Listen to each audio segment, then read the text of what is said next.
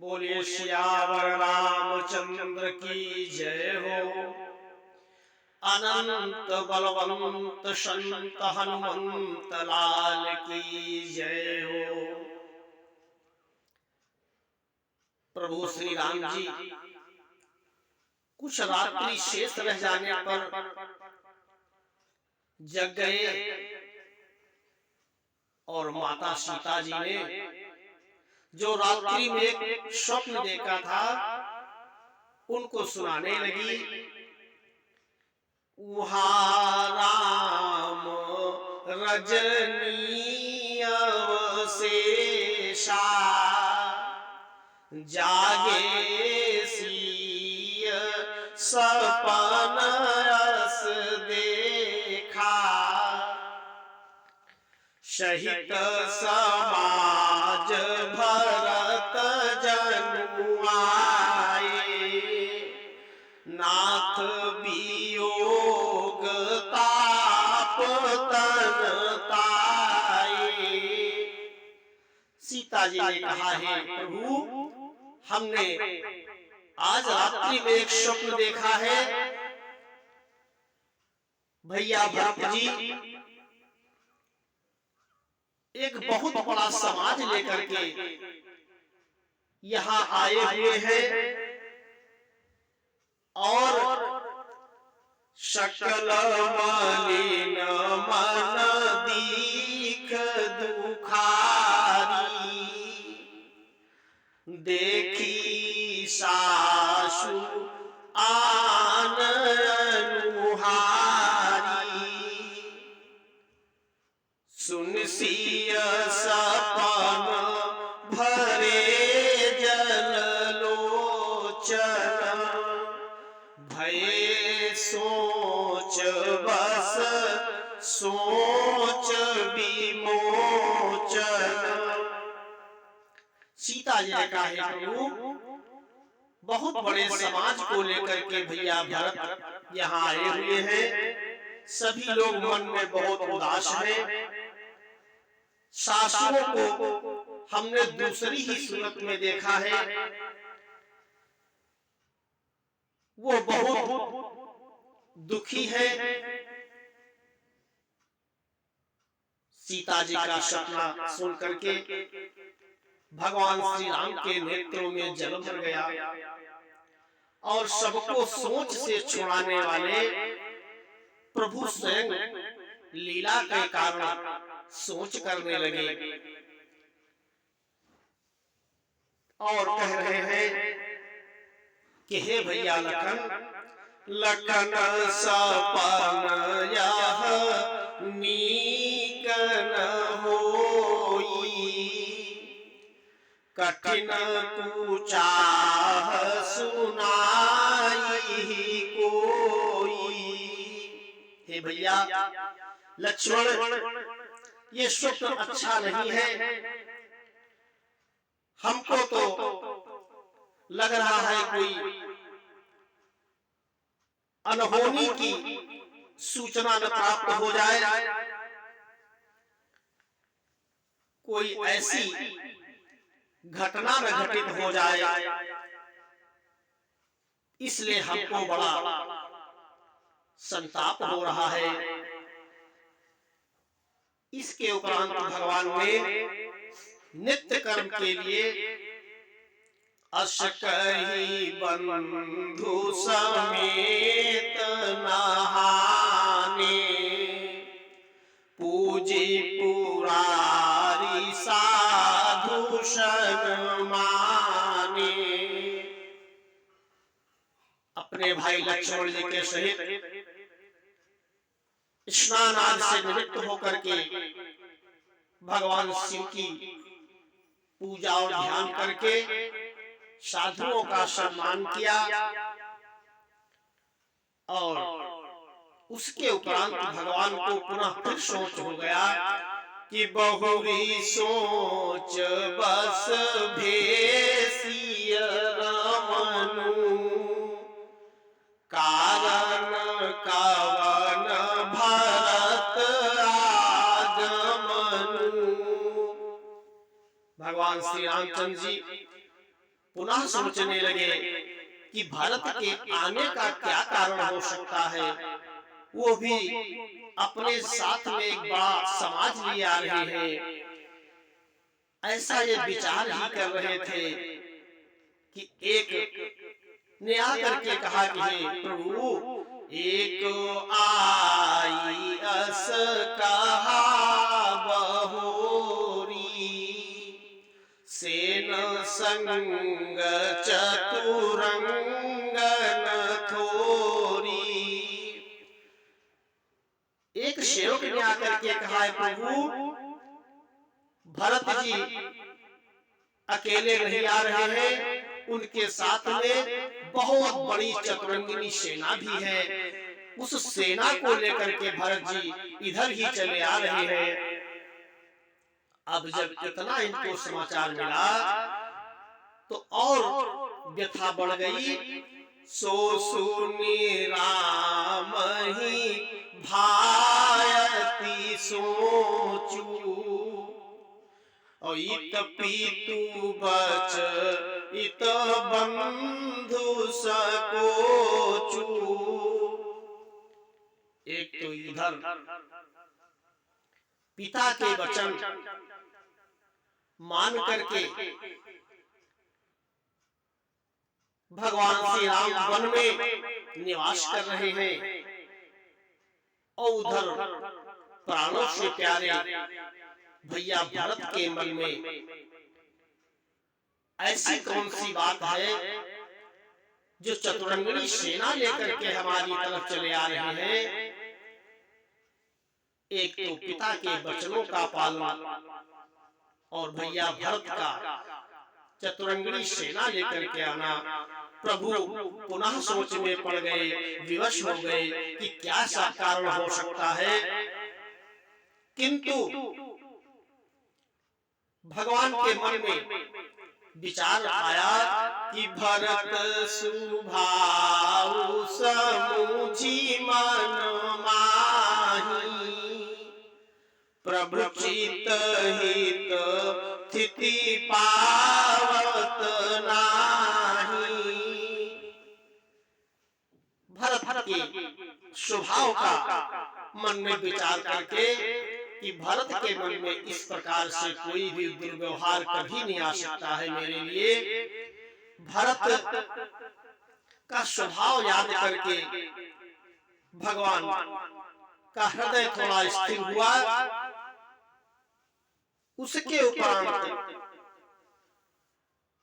जब लक्ष्मण जी ने देखा कि लखन लखेऊ प्रभु हृदय खभारू, कहत समय समनीति विचारू। जब लक्ष्मण जी ने देखा कि प्रभु श्री राम जी अत्यधिक चिंता में डूबे हुए हैं, शोक संतप्त हो गए हैं, तो उन्होंने समय के अनुसार अपना नीति युक्त विचार प्रकट किया। क्या है प्रभु, बिनु पूछे कछु कहूँ गोसाई, सेवकु समय न डीठी डिठाई। मैं आपके बिना पूछे ही कुछ कहना चाहता हूँ, क्योंकि सेवक इसकी प्रतीक्षा नहीं करता है कि स्वामी कुछ कहे। वो अपने स्वामी के हित के लिए जो कुछ समय के अनुसार समझ में आता है वैसा विचार व्यक्त करता है। तुम सर्वज्ञ शिरोमणि स्वामी, आपुनि समुझि कहूँ अनुगामी। हे प्रभु, आप तो सर्वज्ञ हैं और अंतर्यामी हैं, सर्वज्ञों में शिरोमणि आप हैं, सब जानते ही हैं। मैं तो आपका सेवक हूँ, अपनी जो समझ में आता है वो बात आपसे कहने जाता हूँ। हे प्रभु, नाथ सुहृद सुठी सरल चित, शील स्नेह निधान, सब पर प्रीति प्रतीति जिय, जानिए आप समान। हे नाथ, आप तो सरल हृदय, शील और स्नेह के भंडार हैं। आपका सभी पर प्रेम और विश्वास है और अपने हृदय में सबको अपने ही समान आप जानते हैं। जैसा आप सरल हैं, आप सभी को वैसे सरल जानते हो। आपके हृदय में किसी के प्रति कुटिलता नहीं है, तो आप संसार में यही सोचते हो कि किसी के हृदय में कुटिलता नहीं है। किंतु हे प्रभु, जरा तो ध्यान दीजिए कि विषयी जीव पाई प्रभुताई, मूढ़ मोह बस मोहि जनाई। जो विषयी जीव है वो समय पाकर के, प्रभुता पाकर के, कोई बड़ा पद पाकर के अपना असली रूप प्रकट ही कर देते हैं।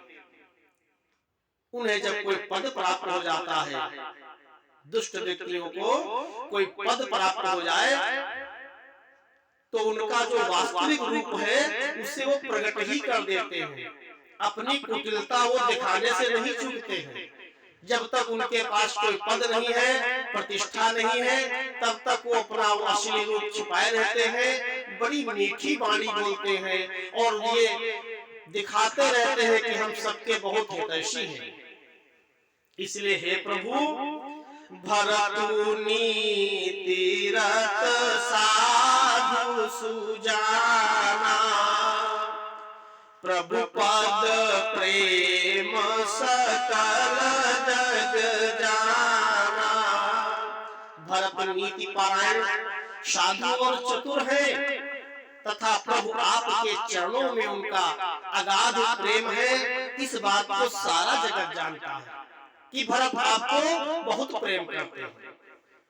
किंतु तेऊ आजु राम पद पाई, और चले धर्म मर्याद मिटाई। वो भी आज आपका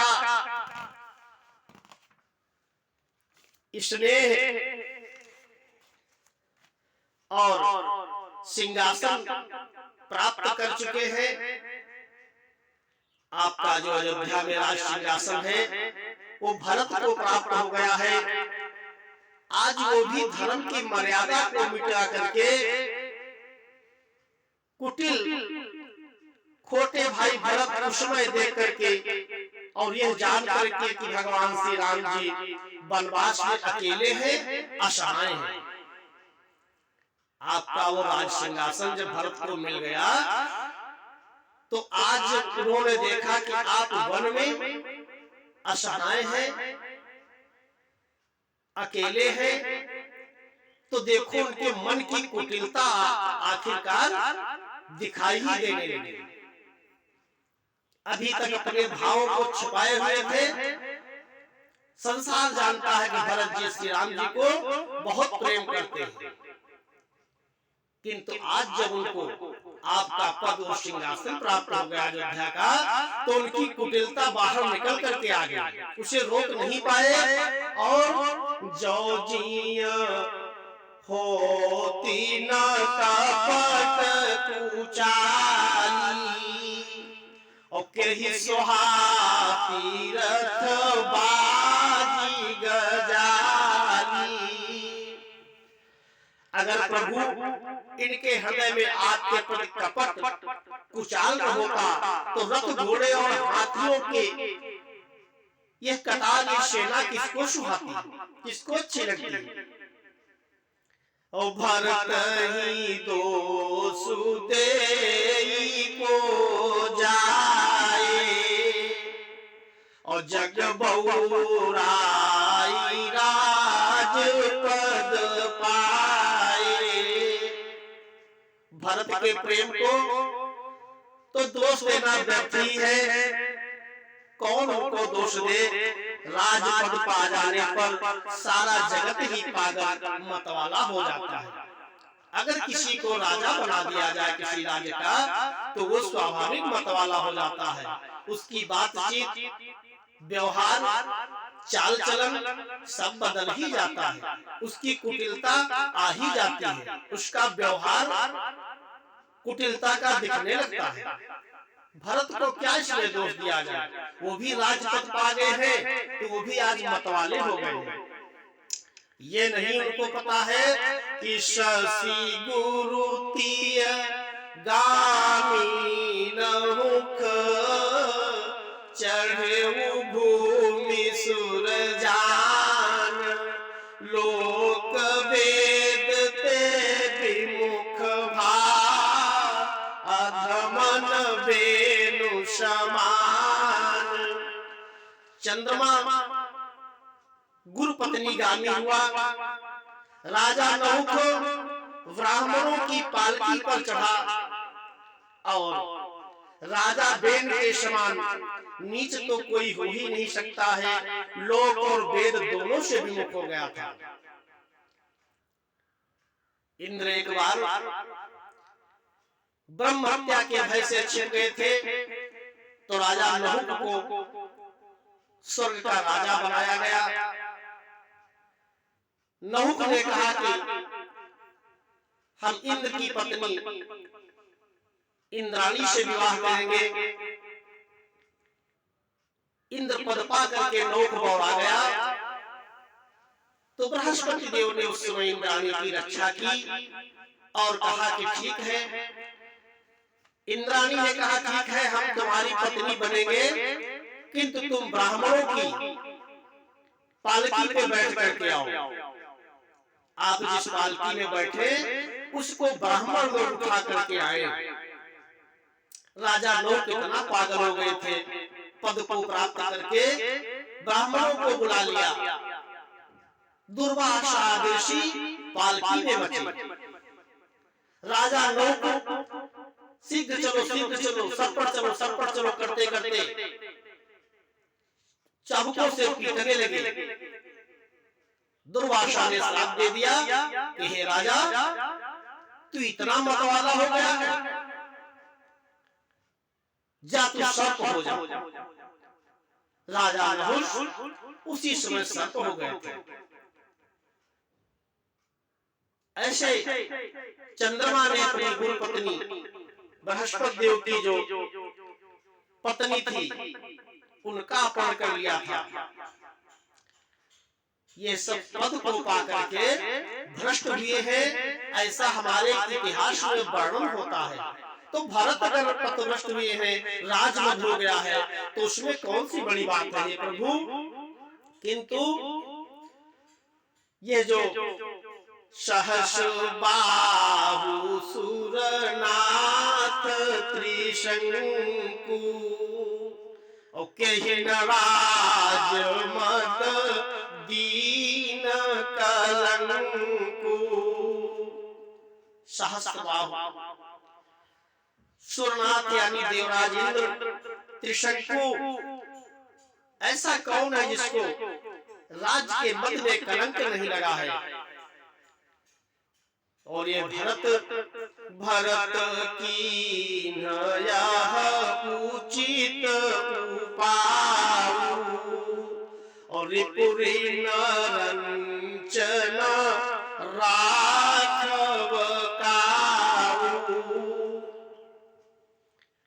भरत जी ने तो बड़ा अच्छा विचार किया है, ज्ञानी है ना भरत जी। उन्होंने सोचा कि शत्रु और ऋण को कभी भी रखना नहीं चाहिए। आपका पद तो भरत को प्राप्त हो गया है, किंतु आप अगर जीवित हैं तो कभी भी उस अधिकार को छीन सकते हो, इसलिए भरत ने आपको अकेले और असहाय जान करके चतुरंगिणी सेना के साथ आकर आपके ऊपर आक्रमण किया है, जिससे आपका वध करके निष्कंटक राज्य करें, कोई उनको फिर किसी प्रकार का भय न रह जाए। एक कीन नहीं भरत भलाई, निधरे राम जानिय सहाई, समुझि परिय सोऊ आज विषेखी, समर सरोष राम मुख पेखी। एक तो भरत जी ने अच्छाई नहीं की है, आपको असहाय जनकर समझ करके जो आपका अनादर किया है, ये उन्होंने अच्छा नहीं किया है। पर आज संग्राम में श्री राम जी आपका क्रोधपूर्ण मुख देख करके यह बात भी उनकी समझ में विशेष रूप से आ जाएगी कि आपके अनादर करने का फल क्या होता है। इतना कहत नीति रस भूला, रन रस बीटप पुलक विष फूला। इतना कहने के उपरांत लक्ष्मण जी नीति भूल गए और युद्ध रूपी वृक्ष पुलकावली के बहाने से फूल उठा, अर्थात नीति की बात कहते कहते उनके शरीर में वीर रस छा गया। अभी तो नीति की बात कर रहे थे, किंतु इतना कहते कहते उनके शरीर में वीर रस छा गया। वे प्रभु श्री रामचंद्र जी के चरणों की वंदना करके चरण रज को सिर पर रख करके सच्चा और स्वाभाविक बल कहते हुए बोले कि हे प्रभु, अनुचित नाथ न मानिब मोरा, भरत हमहि उपचार न थोरा। हे प्रभु, मेरी बात का अनुचित मन मानिए मत मानिएगा। भरत ने हमें कम नहीं प्रचारा, अर्थात हमें कम नहीं छेड़ा है। आखिर कहां तक सहा जाए प्रभु, और मन मारे कहां तक रहा जाए। स्वामी हमारे साथ है और धनुष हमारे हाथ में है। प्रभु, आज आप हमारे साथ में हो और हमारे हाथ में धनुष बाण है। अब हम भारत का कहां तक सहन करें। अब नहीं हमसे सहा जाता है, क्योंकि हमारे आगे भी एक विवशता है। हे प्रभु, क्षत्रि जाति रघुकुल जन्म, राम अनुग जगु जान, लात मारे चढ़ती सिर, नीच को दूरी समान। हे प्रभु, क्षत्रिय जाति और रघुकुल में जन्म, और फिर मैं श्री राम जी आपका सेवक हूँ, यह जगत जानता है। फिर भला कैसे सहा जाए कि मैं आपका सेवक, क्षत्रिय जाति में मेरा जन्म हुआ है और रघुकुल मेरा है, जिसमें सब वीर ही आज तक जन्म लिए हैं। इसलिए प्रभु, अब बर्दाश्त नहीं हो रहा है। धूल के समान नीच कौन है, परंतु वह भी लात मारने पर सिर पर ही चढ़ती है। धूल कितनी नीच होती है कि जब उस पर पैर मारो तो वो सिर के ऊपर चढ़ जाती है। आज भरत जी की कुटिलता सिर पर चढ़ गई है, इसलिए अब प्रभु हमसे सहा नहीं जा रहा है, अब नहीं सहन हो रहा है। और उठ कर जोरी रजाय मांगा, मनहु वीर रस सोवत जागा। उठ करके खड़े हो गए लक्ष्मण जी, हाथ जोड़ करके आज्ञा मांग रहे हैं भगवान से युद्ध के लिए। जैसे मालूम पड़ता है कि कहीं पर वीर रस सो रहा था और अब अचानक जग गया हो। बांधी जटा सिर कसी कटी भाथा और साजी सरासन सायक हाथा। जटाओं का जोड़ा सिर में बांध लिया और तरकस को बांध लिया, धनुष को हाथ में ले लिया और सभी युद्ध का साजबाज बना करके भगवान से आज्ञा मांगने लगे कि हे प्रभु, आजू राम सेवक जसु लेऊ और भरत ही समर सिखावन देऊ। आज मैं श्री राम आपके सेवा का सेवक होने का यश ले लूं, लोग समझे कि भरत श्री राम के सेवक नहीं है, मैं आपका सेवक हूं और उस सेवक के धर्म का यश मैं प्राप्त कर लूं और भरत को संग्राम में शिक्षा दे दूं। ये भरत को दिखा दूं कि तुमने जो कुटिलता की है उसका दंड तुम्हें मिलना ही चाहिए था। मैं आपका सच्चा सेवक हूँ, इसका यश मैं प्राप्त कर लूं। राम निरादर कर फल पाई और सोवऊ समर से दो भाई। भगवान श्री राम से जो निरादर करता है, वैर करता है, उसका फल क्या होता है देख लो। और दोनों भाइयों को मैं युद्ध में आज मार दूंगा, दोनों को युद्ध क्षेत्र में सुला दूंगा और संसार को दिखा दूंगा कि भगवान श्री राम से अनादर का क्या फल होता है। संसार देख ले आई बना भल सकल समाजू प्रगट करऊं ऋष पाछिल आजू।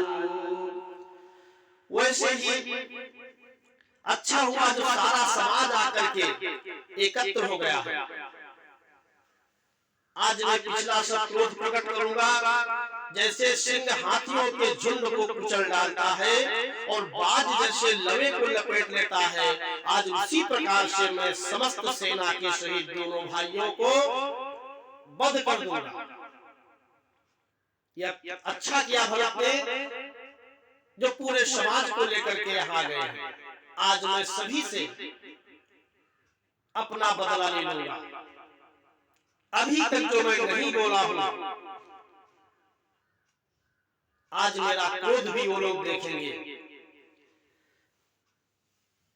जो सहाय कर शंकर आई तो मारो रन राम दोहाई। अरे भरत और शत्रुघ्न की तो बात छोड़ो, चतुरंगिनी सेना की भी बात छोड़ो। आज स्वयं भगवान शंकर यदि इनकी सहायता में आएंगे तब भी मैं इनको आपके चरणों की सौगंध खा के कहता हूँ, आज मैं इनको नहीं छोड़ूंगा, इनका अवश्य वध कर दूंगा। अति सरोस माखे लखन सुनी लखी सुनी शपथ प्रवान। सभय लोक सब लोकपति चाहती भभरी भगान। लक्ष्मण जी को इतना क्रोधित और तमतमाया हुआ देख करके और भगवान के चरणों की सौगंध जो खाई। ऐसा सुन करके सभी लोग भयभीत हो गए। लोकपाल घबराकर भागना चाहते हैं,